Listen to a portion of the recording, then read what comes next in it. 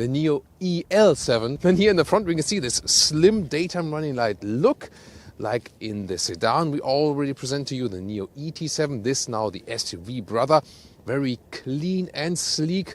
And also the main head-up unit is here in the vertical part. When you activate the turning indicators or hazard lights, looks also quite fancy indeed. It has all-wheel drive, one electric motor in the front, one in the rear, and 3.9 seconds is the acceleration figure. The length is at 4.91 meters or 193 inches. Once again, a very sleek design in the side profile. Wheels actually come standard from 20-inch. These here are the optional 21-inch wheels. And the cool thing about this vehicle is, you see here a side camera right there, a LiDAR sensor on the top, more cameras and sensors, and almost everything is already standard equipment. Yes, the 21-inch wheels are an option, but most of the stuff you see at this vehicle is included in the price. Yes, and pricing will be very interesting. We're going to talk about that one later. In the rear, we can also see a very clean design language here, also with the light strip going all the way through.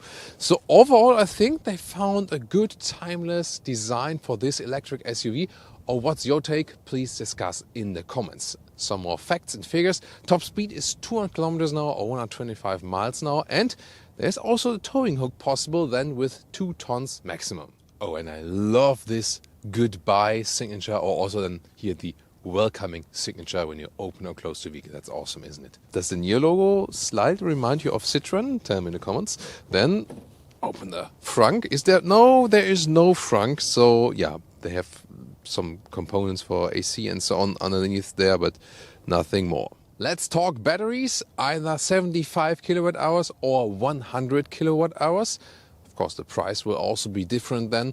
And for the bigger battery, which most people probably will pick, you can go around 400 kilometers, 250 miles in winter range. Summer range then will be higher. As for recharging, the flap is here on the passenger side, and there we go. Look at that. Really interesting feature, isn't it? And then here, AC or DC recharging, and it depends. The small battery charges in about 30 minutes, 10 to 80% state of charge, and the bigger battery in about 40 minutes. So not the best as for quick charging, but Nio also offers the battery swap system. They've owned stations for that, also building up an infrastructure in Europe. And then you can basically switch the whole battery in about 5 minutes, and then you have a full battery again. But that only works when you go for the subscription model or rent the battery. Usually you have here these flush door handles when you open the vehicle, then they open like this. Then there's another interesting function, so you don't have to pull them immediately. Just when you, here, seen that? Just slightly touch it, then it comes towards you, and here also the soft close.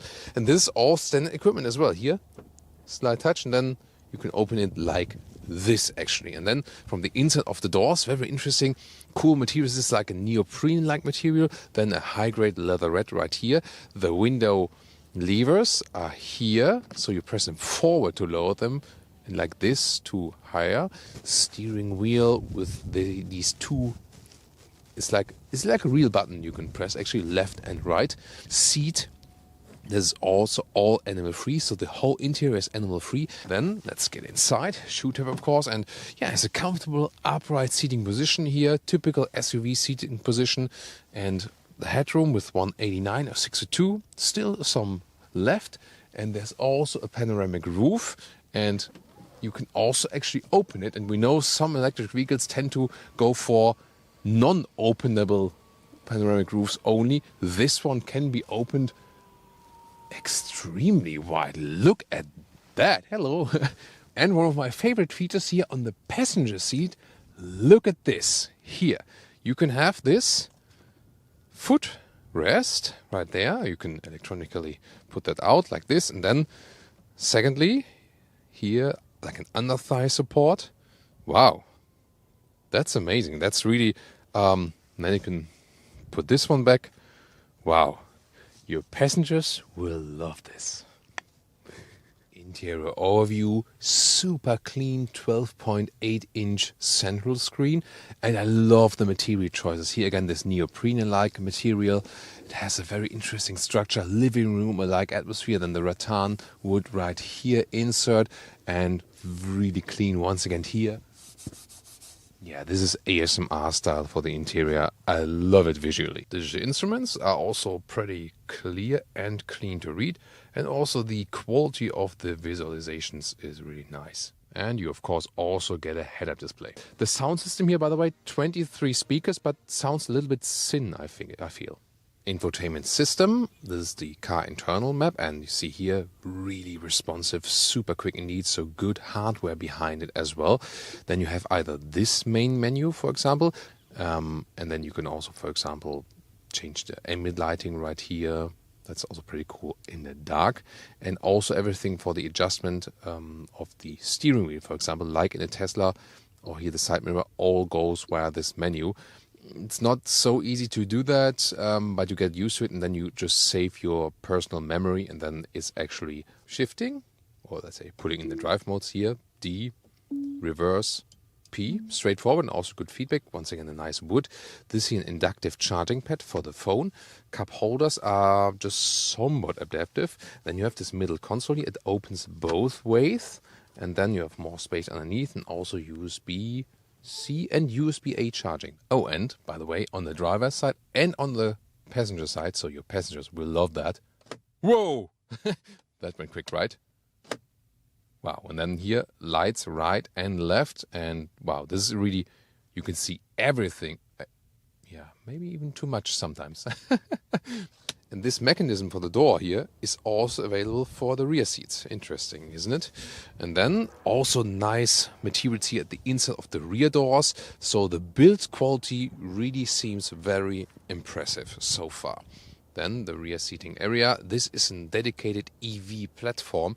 And so we also have no middle tunnel at all. That's how it's supposed to be, actually.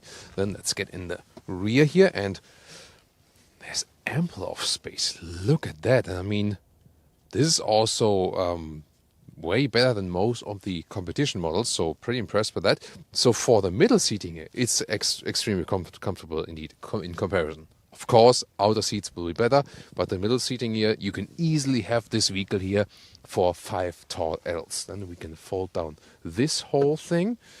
Then we have some more space, USB-C charger. Very interesting solution. Then as here in the front, some cup holders, but it's a little bit, should be a little more down, shouldn't it? So we can put that all back again. And here in the rear, we also have another screen. Tap to unlock, and then we can also here, for example, control the climate here in the digital way. And not to forget, you can also adjust the back part of the rear seat right here. It's cold and windy, so let's take a look inside also with the trunk here. And the length is, let's say, like 95 centimeters or 37 inches. The width, however, is really good. It's always more than a meter or 40 inches. And the height right here is a good 73 centimeters or 29 inches. And to fold the seats, you have to unlock them here. But it's really tough to do that. 1/3, 2/3 split. And the total length then 185 centimeters or 72 inches. Go with an acceleration test. Let's go.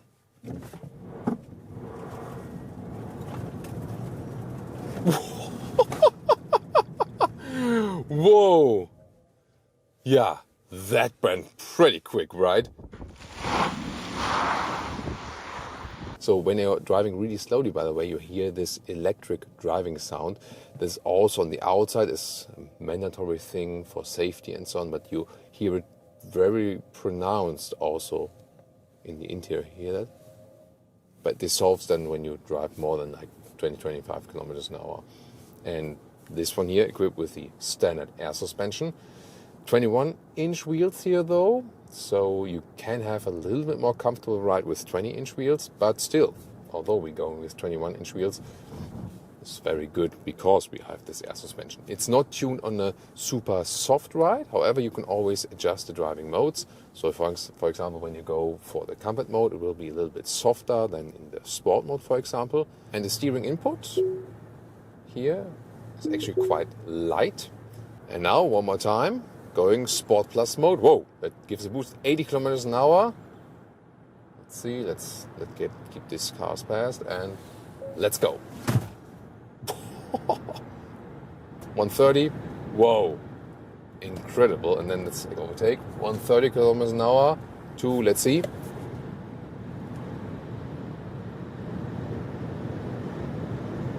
170. And now we're reaching top speed around 200 kilometers an hour, 125 miles an hour top speed. Now it's getting really noisy, but wow, acceleration wise, really nice, super quick. And now let's talk about pricing. So you start for the vehicle, German prices as an example, 74,000 euros without the battery. And then you can either go for 12,000 euros extra for the small battery or 21,000 euros extra for the big battery. So the vehicle with the big battery, which you should go for, is like 95k. Okay, the alternative would be stay with the base price and then have a lease for the battery of 170 euros per month for the small one or 290 euros per month for the big one. And that way you can also use their battery swap system, which we also have shown to you with the Nio ET7. Very interesting, definitely. And the other alternative would be for a full subscription model, and then you pay between 1,000 and 1,500 euros per month. What do you think about it? Leave me your comments right there. And also tune into the Nio ET7 episode, the sedan, or then to the German SUV competitors.